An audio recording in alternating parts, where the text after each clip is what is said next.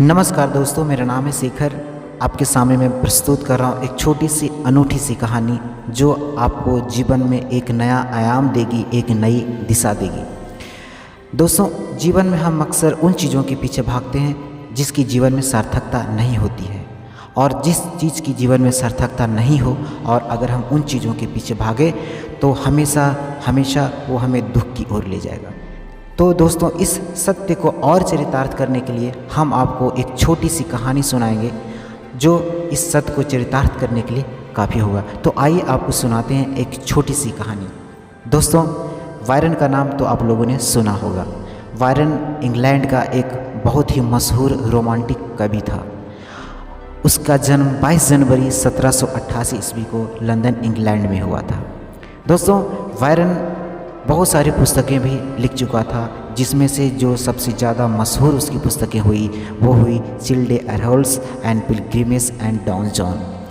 दोस्तों, वायरन एक ऐसा रोमांटिक कवि था जो बिल्कुल मशहूर था पूरे इंग्लैंड में, और उसके साथ साथ वो पॉलिटिशियन भी था। उसने सैकड़ों स्त्रियों को प्रेम किया। वो जल्दी चूक जाता था। 2-4 दिन में ही एक स्त्री से वो चूक जाता था। सुंदर था, प्रतिष्ठित था, महाकवि था, व्यक्तित्व में उसको चुंबक था, तो स्त्रियां खींची जाती थी, जानते हुए कि 2-4 दिन बाद दूध में से निकाल कर फेंकी गई मक्खियाँ की हालत हो जाएगी। मगर 2-4 दिन भी वायरन के साथ रहने का सौभाग्य कोई छोड़ना नहीं चाहता था। कहते हैं लोग इतने डर गए थे वायरन से कि वायरन जिस रेस्तरां में जाता था, पति अपने पत्नियों के हाथ पकड़कर दूसरे दरवाजे से बाहर निकल जाते। सभा सोसाइटियों में वायरन आता तो लोग अपनी पत्नियों को ना लाते। कुछ बात उस आदमी में तो था, कुछ गुरुत्वाकर्षण तो था, मगर एक स्त्री उसे झुकी नहीं। जितनी नहीं झुकी जितना कि वायरन उसे झुकाना चाहा। लेकिन उस स्त्री ने एक शर्त रखी कि जब तक विवाह ना हो जाए तब तक मेरा हाथ भी ना छू सकोगे। विवाह पहले फिर बाद। उस स्त्री के बातों में दम था। स्त्री सुंदर थी और ऐसी चुनौती वायरन को कभी ने नहीं दी। स्त्रियां पागल थी उसके लिए। उसका इशारा काफ़ी था और वह स्त्री जिद पकड़ी थी, और स्त्री सुंदर भी थी। सुंदर चाहे बहुत ना भी रही हो, लेकिन उसकी चुनौती ने उसे और सुंदर बना दिया, क्योंकि जो हमें पाने में जितना दुर्गम हो उतना ही आकर्षित हो जाता है। एवरेस्ट पर चढ़ने का कोई खास मज़ा नहीं। पुणे की पहाड़ी पर चढ़ो तो भी चलेगा, मगर एवरेस्ट दुर्गम है, कठिन है, यही चुनौती है। एडमंड हिलेरी जब पहली दफ़ा एवरेस्ट पर चढ़ा और लौट कर आया तो पूछा गया कि आखिर क्या बात थी, किस लिए तुम एवरेस्ट पर चढ़ना चाहते थे? तो उसने कहा कि इसलिए क्योंकि एवरेस्ट अनचढ़ा था, यह काफ़ी चुनौती थी, यह आदमी के अहंकार को बड़ी चोट थी। एवरेस्ट पर चढ़ना ही था, चढ़ना ही पड़ता। हालांकि वहाँ पाने को कुछ भी नहीं था। वह महिला एवरेस्ट बन गई थी वायरन के लिए। वायरन दीवाना हो गया। महिलाएं उसके लिए दीवाने थीं। वायरन इस महिला के लिए दीवाना हो गया और अंततः उसे झुक जाना पड़ा। विवाह के लिए राजी होना पड़ा। जिस दिन चर्च से विवाह करके वे उतरते सीढ़ियों पर, अभी उनके सम्मान में स्वागत में जलाई गई मोमबत्तियाँ बुझी भी ना थी। अभी मेहमान जा ही रहे थे। अभी चर्च की घंटियाँ बज रही थी। वह उस स्त्री का हाथ पकड़कर सीढ़ियाँ उतर रहा था, और तभी एक क्षण ठिठक कर खड़ा हो गया।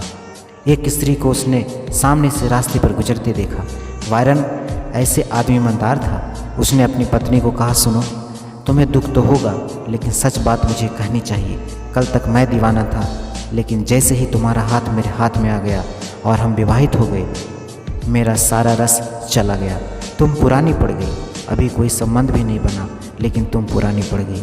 और वह जो स्त्री सामने से गई है, गुजरती हुई एक क्षण को मैं उसके प्रति मंत्रमुग्ध हो गया।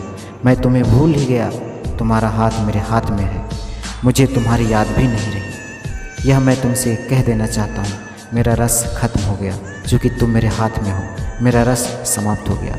तुम शायद इतने ईमानदार ना भी हो, लेकिन तुमने ख्याल किया है, जिस चीज़ को पाने के लिए तुम परेशान थे, एक सुंदर कार खरीदना चाहते थे, बरसों धन कमाया, मेहनत की, फिर जिस दिन आकर पोर्च में गाड़ी खड़ी हो गई, तुमने उसको चारों तरफ चक्कर लगाकर देखा और छाती बैठ गई। बस हो गया, अब क्या करने को है?